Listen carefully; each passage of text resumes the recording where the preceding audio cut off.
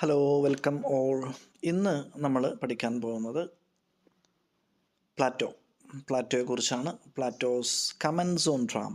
നമ്മൾ കഴിഞ്ഞ ദിവസം പ്ലാറ്റോസ് അറ്റാക്ക് ഓൺ പോയട്രി പറഞ്ഞതാണ് അല്ലേ. അതിൻ്റെ കണ്ടിന്യൂഷനാണ് പ്ലാറ്റോസ് കമൻസ് ഓൺ ഡ്രാമ. അതായത് പ്ലാറ്റോയ്ക്ക് ഡ്രാമയെക്കുറിച്ചുള്ള അഭിപ്രായങ്ങൾ. പ്ലാറ്റോ പോയട്രി എതിർക്കുന്നു, അതേപോലെ തന്നെ അദ്ദേഹം എന്ത് ചെയ്യുന്നു, ഡ്രാമയെയും വേണ്ട, it is not a suitable subject to study എന്നാണ് അദ്ദേഹത്തിൻ്റെ വാദം. സോ എന്തൊക്കെയാണ് അദ്ദേഹം ഡ്രാമയെക്കുറിച്ച് നടത്തുന്ന ആരോപണങ്ങൾ എന്നുള്ളതാണ് നമ്മൾ പഠിക്കാനുള്ളത്. So we have already discuss that Plato attacks poetry on 4 grounds. 4 കാരണങ്ങൾ കൊണ്ട് പ്ലാറ്റോ പോയട്രിയെ എതിർക്കുന്നു. ഏതൊക്കെയായിരുന്നു ആ 4 കാരണങ്ങൾ? Philosophical instability, poetic inspiration, emotional appeal of poetry, then non moral characteristics of poetry. ഈ 4 കാരണങ്ങൾ കൊണ്ട് അദ്ദേഹം പോയട്രിയെ എതിർക്കുന്നു. So those 4 reasons are equally applicable in the case of drama. അതേ 4 കാരണങ്ങൾ പോയട്രിക്ക് മാത്രമല്ല ഡ്രാമയ്ക്കും അദ്ദേഹം അപ്ലൈ ചെയ്യുന്നുണ്ട്. അപ്പോൾ ഡ്രാമയും ഈ 4 കാരണങ്ങൾ കൊണ്ട് അദ്ദേഹം എതിർക്കുന്നു. ബിസൈഡ്സ്, പക്ഷെ അതുകൂടാതെ Plato rises 3 more serious charges against drama.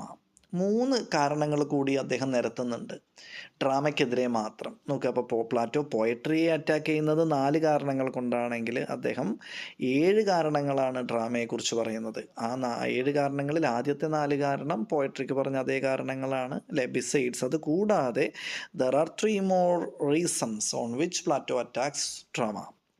അപ്പോൾ പരീക്ഷയ്ക്ക് ചോദിച്ചാലും നിങ്ങൾ ഇതേ രീതിയിൽ തന്നെ എഴുതണം അല്ലേ.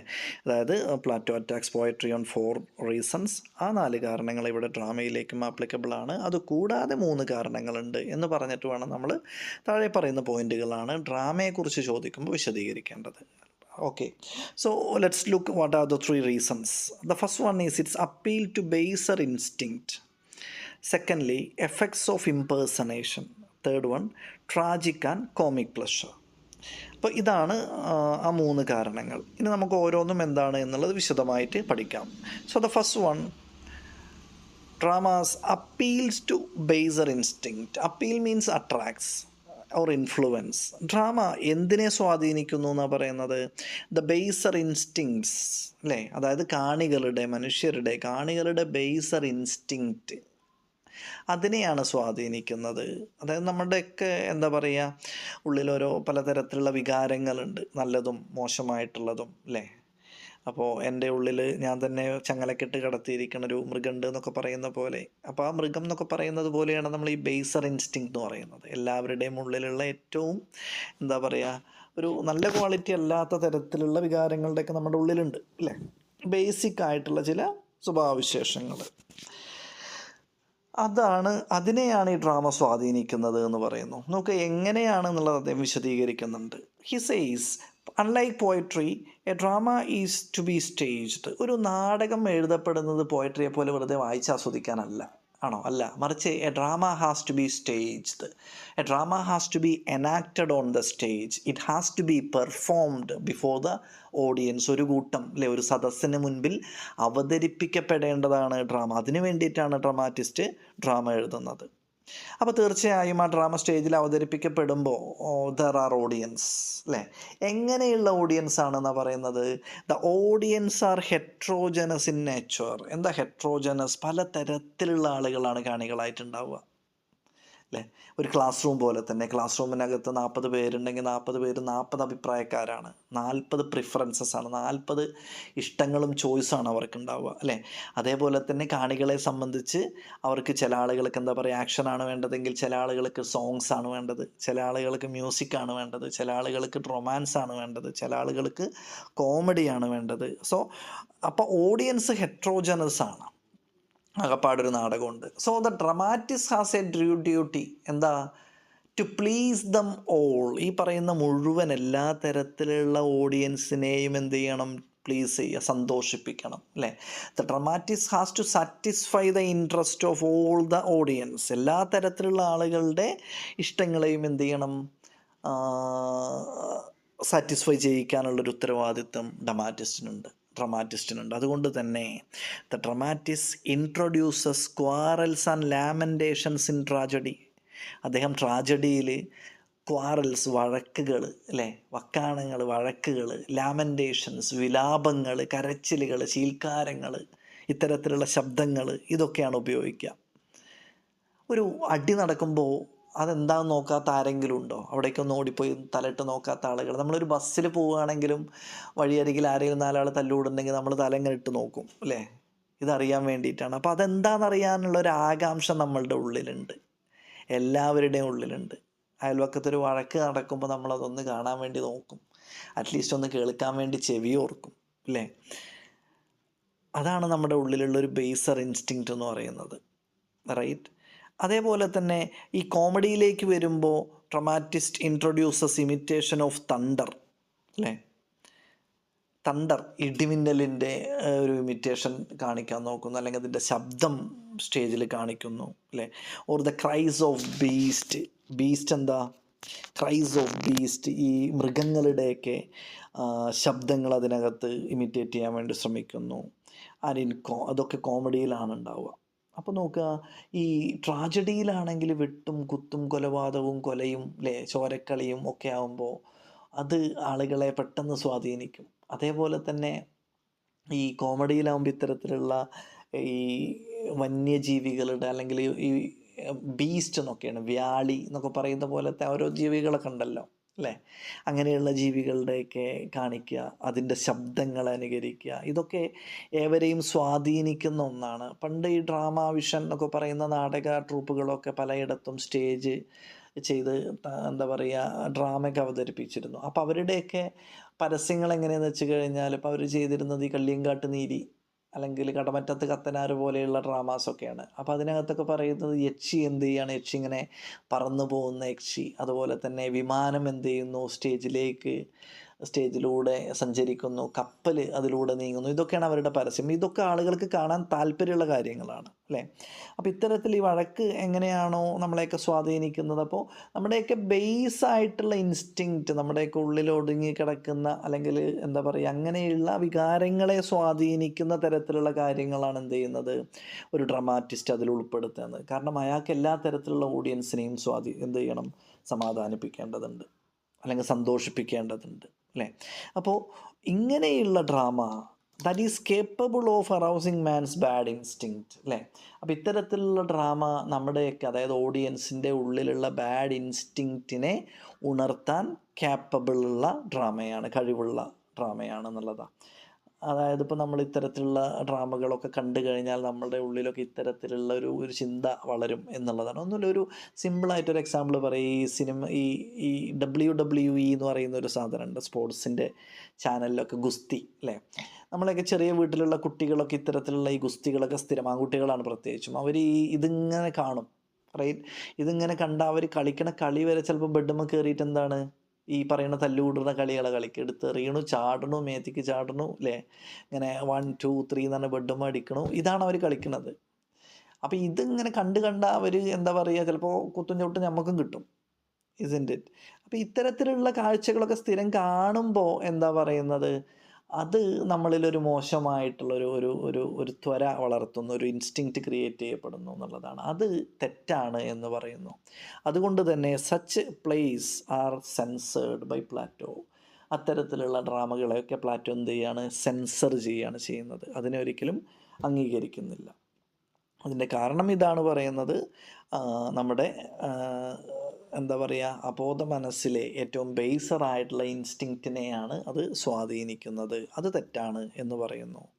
ഇപ്പോൾ ഏറ്റവും ചുരുങ്ങിയ നമ്മൾ ഈ അടുത്ത കാലഘട്ടത്തിൽ, അല്ലെങ്കിൽ കേരളത്തിൽ 2-3 ദിവസമായിട്ട് നടക്കുന്ന ചില കൊലപാതകങ്ങളൊക്കെ കണ്ടു കഴിഞ്ഞാൽ, ഏറ്റവും അവസാനമായിട്ട് ഇവിടെ ചൊറ്റാനിക്കരയിലെ പെൺകുട്ടി ഇന്നും മരണപ്പെട്ടു, അല്ലേ. തലയ്ക്ക് ചുറ്റിയെ കൊണ്ടടിക്കണ്, തല ചുമരിൽ കൊണ്ട് ഇടിപ്പിക്കുന്നു, കഴുത്തിൽ ഷാളിട്ട് വലിച്ചു മുറിക്കണു. ഇന്നലെ സംഭവിച്ചത് ഒരു ചെറിയ കുട്ടി, 2 വയസ്സുള്ള കുട്ടി എന്ത് ചെയ്യാണ്, ഈ പറയുന്ന കിണറ്റിലേക്ക് എറിഞ്ഞ് കൊല്ലുന്നു, അല്ലേ. എത്രയോ സംഭവങ്ങൾ. ചന്താമര എന്ന് പറയുന്ന ആൾ 2 പേരെ വെട്ടിക്കൊന്നു. അയാൾക്ക്, ഈ പറയുന്ന പ്രതികൾക്കൊന്നും യാതൊരു കൂസലും ഇല്ല, അല്ലേ. അവരിപ്പോഴും എന്ത് ചെയ്യുന്നുണ്ട്, ഒരു കുറ്റബോധത്തിൻ്റെ ചിന്ത പോലും ഇല്ലാതെ. അപ്പോൾ ഇതൊക്കെ അവരെ ചെയ്യാൻ പ്രേരിപ്പിക്കുന്നത് ഒരു പക്ഷേ സിനിമകളൊക്കെ ആയിരിക്കാം, അപ്പോൾ അവരുടെയൊക്കെ ഉള്ളിൽ ഈ ബേസർ ഇൻസ്റ്റിങ്ക്റ്റിനെ ഉണർത്തുന്ന സിനിമകളോ ഒക്കെ കണ്ടിട്ടായിരിക്കാം അവർ ഇത്തരത്തിലുള്ള ക്രൈമിലേക്ക് എത്തിപ്പെടുന്നത്. റൈറ്റ്. അപ്പോൾ ഇത്തരത്തിലുള്ള ഡ്രാമ മനുഷ്യൻ്റെ മോശം ഇൻസ്റ്റിങ്ക്റ്റിനെ സ്വാധീനിക്കുന്നു, അതിനെ വളർത്തുന്നു, അല്ലേ, അത് വളരാനുള്ള കാരണമാകുന്നു എന്നുള്ളത് കൊണ്ട് തന്നെ Plato says that such play should be censored, അല്ലേ. അതുകൊണ്ട് തന്നെ he says drama is not a suitable subject to be included in his ideal state. അദ്ദേഹം എൻവിസേജ് ചെയ്ത, അദ്ദേഹം വിഭാവനം ചെയ്ത തൻ്റെ ഐഡിയൽ സ്റ്റേറ്റിലേക്ക് ഉൾപ്പെടുത്താൻ പറ്റുന്ന ഒരു സബ്ജക്റ്റ് അല്ല ഡ്രാമ എന്ന് അദ്ദേഹം അടിവരയിട്ട് പറയുന്നു. ഓക്കെ, ഇത്രയാണ് അപ്പീൽ ടു ബേസർ ഇൻസ്റ്റിങ്ക്റ്റ് എന്ന് പറയുന്നത്. ദെൻ രണ്ടാമത്തെ പോയിന്റ് ശ്രദ്ധിക്കുക, എഫക്ട്സ് ഓഫ് ഇംപേഴ്സണേഷൻ. ഇംപേഴ്സണേഷൻ എന്ന് പറഞ്ഞാൽ ഒരാൾ, ഒരു ആക്ടർ ഏതെങ്കിലും ഒരു കഥാപാത്രം അഭിനയിക്കുക എന്നുള്ളതാണ് ഇംപേഴ്സണേഷൻ. ഇനി ഇവിടെ നമ്മൾ ഡ്രാമയെക്കുറിച്ചാണ് പറയുന്നത്. സിനിമയെ പോലെയല്ല ഡ്രാമയെ സംബന്ധിച്ച് അവരൊരു ഡ്രാമ കളിക്കുകയാണെങ്കിൽ ആ ഡ്രാമയായിരിക്കും ആ ഒരു വർഷം മുഴുവൻ ചെയ്യുക, അല്ലേ. ഇപ്പം മാക്ബത്ത് എന്ന് പറയുന്നൊരു ഡ്രാമയാണ് ചെയ്യണമെന്ന് വിചാരിക്കുക. ആ ഡ്രാമയായിരിക്കും ആ ഒരു വർഷം മുഴുവൻ ചെയ്യുക. ഒരു മാസം തന്നെ 8, 10, 12 ഒക്കെ തവണ ചിലപ്പോൾ എനാക്ട് ചെയ്യപ്പെടും, അല്ലേ. അപ്പോൾ അതിൽ കഥാപാത്രം മാക്ബത്തായിട്ട് വരുന്ന കഥാപാത്രം എല്ലായ്പ്പോഴും എന്ത് തന്നെയാണ്, മാക്ബത്തിൻ്റെ വേഷം തന്നെയാണ് ചെയ്യുക, അല്ലേ. ലേഡി മാക്ബത്തായിട്ട് വരുന്ന ഒരു വില്ലൻ കഥാപാത്രമായിട്ട് എപ്പോഴും ആ വില്ലൻ സ്ത്രീ തന്നെയായിരിക്കും ഉണ്ടാവുക. അപ്പോൾ അവർ ചെയ്യുന്ന കഥാപാത്രം ഒരേ കഥാപാത്രങ്ങളായിരിക്കും. അതായത് കോൺസ്റ്റൻ്റ് ഇംപേഴ്സണേഷനാണ് നടക്കുന്നത്, സ്ഥിരമായിട്ട് ഒരേ വേഷമാണ് അവർ ചെയ്യുന്നത്, അല്ലേ. സോ നോക്കുക, these actors impersonate many characters. കഥാപാത്രങ്ങൾ, പലതരത്തിലുള്ള കഥാപാത്രങ്ങളുടെ വേഷം ചെയ്യേണ്ടി വരും. തീവ്സ്, കള്ളന്മാരുടെ വേഷം ചെയ്യേണ്ടി വരും. ക്രിമിനൽസ്, അല്ലേ, ക്രിമിനൽസിൻ്റെ വേഷം, കുറ്റവാളികളുടെ വേഷം ചെയ്യേണ്ടി വരുന്നു. മേഡേഴ്സ്, കൊലപാതകികളുടെ വേഷം ചെയ്യേണ്ടി വരുന്നു. കവാർഡ്സ്, ഭീരുക്കളുടെ വേഷം, അതുപോലെ തന്നെ നേവ്സ്, വില്ലന്മാരുടെ വേഷം ചെയ്യേണ്ടി വരുന്നു. അപ്പോൾ ഇതൊക്കെ സ്ഥിരമായിട്ട് ചെയ്തുകൊണ്ടിരിക്കുക. ഈ വില്ലൻ്റെ വേഷം ചെയ്യുന്ന ആൾ എന്നും വില്ലനായിരിക്കും, ഭീരുവായിട്ട് അഭിനയിക്കുന്നവൻ എന്നും ഭീരുവായിരിക്കും, സ്ഥിരം ഭീരുവാണ്, അല്ലേ, അല്ലെങ്കിൽ സ്ഥിരം കള്ളനാണ്, സ്ഥിരം ക്രിമിനലാണ് ആ വേഷം ചെയ്യുന്ന ആൾ. So the next point is constant impersonation. അതായത് സ്ഥിരമായിട്ട് ഇത്തരത്തിലുള്ള വേഷം ചെയ്യുന്ന ആളുകൾ, അഭിനയിക്കുന്ന ആളുകൾ. ദിസ് കോൺസ്റ്റൻ്റ് ഇംപേഴ്സണേഷൻ റിസൾട്ട്സ്, അതിൻ്റെ ഫലം എന്തായിരിക്കും, letting the evil qualities into the actor's own nature. നോക്കുക, ലെറ്റിംഗ് മീൻസ് അനുവദിക്കുക. എന്ത്, the evil qualities enter into the actor's own nature, അല്ലേ. അപ്പോൾ ആരാണോ കള്ളൻ്റെ വേഷം കള്ളൻ്റെ വേഷം അഭിനയിക്കുന്ന ആക്ടർ, ആ കള്ളൻ്റെ വിശേഷണങ്ങൾ മുഴുവൻ, അല്ല കള്ളൻ്റെ സ്വഭാവവിശേഷങ്ങൾ മുഴുവൻ ആരിലേക്ക് വരും, ആ വേഷം അഭിനയിക്കുന്ന ആളിലേക്ക് വരും. ആ വേഷം ചെയ്യാൻ വേണ്ടിയിട്ടാണെങ്കിലും കുറച്ച് കള്ളത്തരം പഠിച്ചിട്ടുണ്ടാവില്ല. ഇപ്പോൾ ഒരു പോക്കറ്റ് അടിക്കാരൻ്റെ വേഷമാണ് ചെയ്യണത് ഇരുത്, അല്ലേ. പോക്കറ്റ് അടി ഇങ്ങനെ പ്രാക്ടീസ് ചെയ്യേണ്ടി വരും, ആരും അറിയാതെ പേഴ്സ് എടുക്കുക, അല്ലേ. അപ്പോൾ ചിലപ്പോൾ ഇങ്ങനെ പോകുമ്പോൾ, നടന്നു പോകുമ്പോൾ തോന്നുക പേഴ്സ് എടുത്താൽ എന്താന്ന് തോന്നിക്കഴിഞ്ഞപ്പോൾ കള്ളനായി. റൈറ്റ്. ഒരു ശീലമാണ്, ശീലത്തിൻ്റെ ഭാഗമായിട്ട് മാറുന്നു എന്നുള്ളതാണ് ഉദ്ദേശിക്കുന്നത്. അപ്പോൾ ഇത്തരത്തിലിപ്പോൾ എന്താ പറയുക, ഒരു ഭീരുവിൻ്റെ വേഷമാണ് അഭിനയിക്കണമെന്ന് വിചാരിക്കുക. അയാളൊരു ഭീരുവായിട്ട് തന്നെ ജീവിക്കണത്, കഥാപാത്രമായിട്ടും ജീവിതത്തിൽ എങ്ങനെ തന്നെയായിരിക്കും, ഭീരുവായിട്ടായിരിക്കും ജീവിക്കുക. Acting an innocent character is harmful. എന്താ, ഒരു ഇന്നസെൻ്റ് ആയിട്ടുള്ളൊരു കഥാപാത്രം, അല്ലേ, ഒരു പാവം പിടിച്ചൊരു കഥാപാത്രം. ഇപ്പം നമ്മളെ മലയാള സിനിമയിൽ സുധീഷിൻ്റെയൊക്കെ ചെയ്യുന്ന കഥാപാത്രങ്ങളൊക്കെ ഉണ്ടല്ലോ, ഒരു പാവമായിരിക്കും എല്ലാ സിനിമയിലും, അല്ലേ. ആരെങ്കിലും ഒന്ന് തിരിച്ച് തല്ലാനും വയ്യ, എപ്പോഴും അടി ഇങ്ങോട്ട് വാങ്ങണ അങ്ങനത്തെ കഥാപാത്രങ്ങളൊക്കെ. അങ്ങനെയുള്ള ഇന്നസെൻറ്റ് കഥാപാത്രങ്ങളെ കോൺസ്റ്റൻ്റായിട്ട് ഇംപേഴ്സണേറ്റ് ചെയ്യുക എന്ന് പറയുന്നതും ഹാംഫുള്ളാണ്. കാരണം ജീവിതത്തിൽ അയാൾ എങ്ങനെയായിട്ട് മാറും, ഒരു പാവമായിട്ട് മാറും. ആരെങ്കിലും തല്ലാൻ വന്നാൽ ആ തല്ലും വാങ്ങി വീട്ടിലേക്ക് പോരേണ്ടി വരും. നേരെ മറിച്ച് മമ്മൂട്ടി മോഹൻലാലൊന്നും അങ്ങനെയാവില്ല, അല്ലേ. ഒരു സിനിമയ്ക്ക് വേണ്ടിയിട്ടാണെങ്കിൽ, അല്ലെങ്കിൽ ബാബുരാജോ അങ്ങനെയുള്ള ആളുകളൊക്കെ ഉണ്ടല്ലോ, സിനിമയ്ക്ക് വേണ്ടിയിട്ടാണെങ്കിലും കുറച്ച് ഇടിക്കാനും കുത്താനും തടുക്കാനൊക്കെ പഠിച്ചിട്ടുണ്ടാവും. അത് വെച്ചിട്ട് അവർ ജീവിതത്തിൽ ആരെങ്കിലും തല്ലാൻ വന്നാലും ചിലപ്പോൾ 2 അങ്ങോട്ട് കൊടുത്ത് ഓടി രക്ഷപ്പെടും. ഈ പാവം പിടിച്ച ആളെന്ത് ചെയ്യും, ആ സിനിമയിലും തല്ലു വാങ്ങും, ശീലിച്ചതാണ് അയാളുടെ ജീവിതത്തിലും പ്രാക്ടീസ് ചെയ്യുക, അല്ലേ. അപ്പം അതുകൊണ്ടാണ് പറയുന്നത് acting the role of an innocent person is also harmful. നമുക്ക് ഇവിടെ എന്താ ഉദ്ദേശിക്കുന്നതെന്ന് വെച്ച് കഴിഞ്ഞാൽ, ഒരു എക്സാമ്പിൾ പറയാം. ചാന്തുപൊട്ട് എന്ന് പറയുന്ന ഒരു സിനിമയിൽ ദിലീപ് അവതരിപ്പിച്ച ഒരു കഥാപാത്രം, അല്ലേ, ചാന്തുപൊട്ട് എന്ന് തന്നെ വിളിപ്പേരുള്ള ഒരു കഥാപാത്രം. അതായത് ഒരു പുരുഷനാണ്, പക്ഷേ സ്ത്രീയുടെ എന്താ പറയുക, സ്ത്രൈണത നിറഞ്ഞു നിൽക്കുന്നൊരു കഥാപാത്രമാണ്.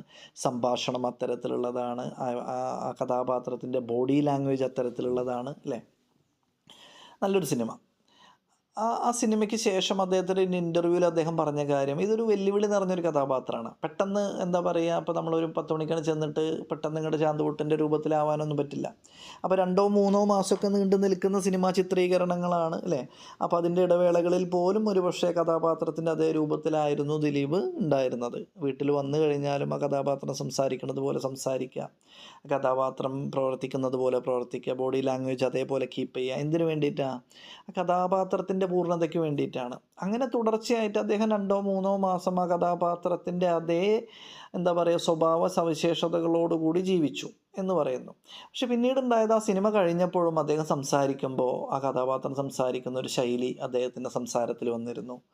ആ കഥാപാത്രത്തിൻ്റെ ബോഡി ലാംഗ്വേജിലെ ചില ഭാഗങ്ങൾ അദ്ദേഹത്തെ വിട്ടുപോകുന്നില്ല. അപ്പോൾ ഒരർത്ഥത്തിൽ അദ്ദേഹം പറയുന്നത് ഇങ്ങനെയാണ്, തൻ്റെ ജീവിതം മുഴുവൻ ഇങ്ങനെ തന്നെ ആവുമോ, ആ കഥാപാത്രത്തെ പോലെ തന്നെ ജീവിക്കേണ്ടി വരുമോ എന്ന് പോലും അദ്ദേഹം ഭയന്നു എന്ന് പറയുന്നു. അതായത് 2-3 മാസം ആ ഒരു കഥാപാത്രമായിട്ട് തന്നെ സ്ഥിരമായിട്ട് അഭിനയിച്ചപ്പോൾ ജീവിതത്തിലും, അതായത് സ്വന്തം കഥാപാത്രം പോലും അത്തരത്തിൽ, അല്ല സ്വന്തം കഥാപാത്രം എന്നല്ല, സ്വന്തം ബിഹേവിയർ പോലും ആ രീതിയിലായി മാറുമോ എന്ന് അദ്ദേഹം പേടിച്ചു എന്നുള്ളതാണ് പറയുന്നത് അല്ലേ.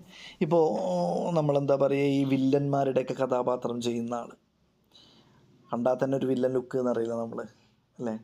അവർ ഈ പറയുന്ന കുറച്ച് അടി ഇടി, ബാബുരാജിനെ പോലെയുള്ള ആളുകൾ കുറച്ച് അടി ഇടിയൊക്കെ പഠിച്ചിട്ടുണ്ടാവും. അവർക്കൊക്കെ വേണമെങ്കിൽ സ്വന്തമായിട്ടൊരു കൊട്ടേഷൻ സംഘമൊക്കെ ചിലപ്പോൾ തുടങ്ങാം. അതിനുള്ളൊരു കഴിവ് അവർ നേടിയിട്ടുണ്ട് സിനിമയ്ക്ക് വേണ്ടിയിട്ടാണെങ്കിലും അല്ലേ. ഇനി ഈ പറയുന്ന നമ്മൾ നേരത്തെ പറഞ്ഞൊരു ഇന്നസെൻറ്റ് ക്യാരക്ടർ ആണെങ്കിൽ അയാൾ സിനിമയ്ക്ക് വേണ്ടിയിട്ടാണെങ്കിൽ എന്ത് പഠിച്ചത്? തല്ല് കൊള്ളാൻ മാത്രമേ പഠിച്ചിട്ടുള്ളൂ, തല്ല് കൊടുക്കാൻ പഠിച്ചിട്ടില്ല. അപ്പോൾ ഇത്തരത്തിലുള്ള റോളുകൾ കൈകാര്യം ചെയ്യുന്ന ആളുകളിലേക്ക് എന്ത് ചെയ്യുന്നു, ആ കഥാപാത്രത്തിൻ്റേതായിട്ടുള്ള, ഇപ്പോൾ ഒരു വില്ലൻ വേഷം എപ്പോഴും ചെയ്യുന്ന ആൾക്കൊരു വില്ലത്തരം കയ്യിൽ കിട്ടും. റൈറ്റ്, ഇതാണ് പറയുന്നത്. So constant impersonation represses individuality and leads to the weakening of one's character.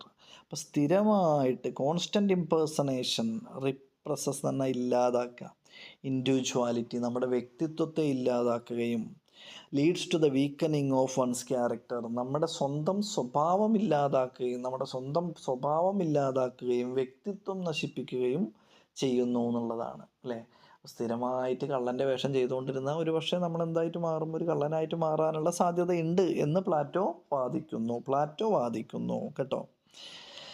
So ഇനി അദ്ദേഹം പറയുന്നത് ഒറ്റ കാര്യം ഇങ്ങനെയാണ്, ഇംപേഴ്സണേഷൻ ഓഫ് നോബിൾ ഹീറോസ് അല്ലേ. അതായത് നോബിൾ ഹീറോ അവരുടെ കഥാപാത്രം അഭിനയിക്കുന്ന ആളുകൾക്ക് അവർക്ക് മാത്രം കുഴപ്പമില്ല. കാരണം ഈ നോബിൾ ഹീറോസ് അവരുടെ സ്വഭാവത്തിൽ എന്തുണ്ടാവും? കറേജ്, ധൈര്യശാലികളാണ് അല്ലേ, വിസ്ഡം, ബുദ്ധിമാന്മാരാണ്, അതുപോലെ തന്നെ വിർച്യു, നന്മയുള്ളവരാണ് അല്ലേ. അങ്ങനെയുള്ള നല്ല ക്വാളിറ്റീസ് ഉള്ള കഥാപാത്രമാണ് ഈ നോബിൾ ഹീറോ എന്ന് പറയുന്നത്. സാധാരണ സിനിമയിലെ നായകന്മാരായിട്ട് ഇപ്പോൾ മോഹൻലാലിൻ്റെയും മമ്മൂട്ടിയുടെയൊക്കെ കഥാപാത്രങ്ങളൊക്കെ ചെയ്യുന്ന ആളുകൾ അല്ലേ. Impersonation of noble heroes will stimulate virtuous action such as courage, wisdom, virtue etcetera in the actor. അപ്പോൾ ഈ നോബിൾ ഹീറോസിൻ്റെ വേഷം ചെയ്യുന്ന ആക്ടേഴ്സ് അവരുടെ സ്വഭാവത്തിലേക്ക് ഈ പറയുന്ന ധൈര്യം, ബുദ്ധി, ലോജിക്ക് പോലെയുള്ള നല്ല ക്വാളിറ്റീസ് എൻ്റർ ചെയ്യപ്പെടും അല്ലേ. വില്ലൻ വേഷം ചെയ്യുന്ന ആളുകൾക്ക് വില്ലത്തരായിരിക്കും കയറി വരിക എന്നർത്ഥം. അപ്പോൾ ഈ പറയുന്ന actors who enact or impersonate the noble heroes അവർക്ക് മാത്രമാണ് ഇതുകൊണ്ട് ഗുണം കിട്ടുന്നത്. കാരണം അവരുടെ സ്വഭാവത്തിൻ്റെ ഭാഗമായിട്ട് കുറേ നല്ല ഗുണങ്ങൾ കൂടി വരുന്നു. അല്ലാത്ത എല്ലാ തരത്തിലുള്ള ഇംപേഴ്സണേഷനും ആ വ്യക്തിയുടെ അഭിനേതാവിൻ്റെ ആക്ടറിൻ്റെ സ്വഭാവത്തെയും ഇൻഡിവിജ്വാലിറ്റിയെയും നശിപ്പിക്കും എന്നാണ് പ്ലാറ്റോ വാദിക്കുന്നത്. ഓക്കെ.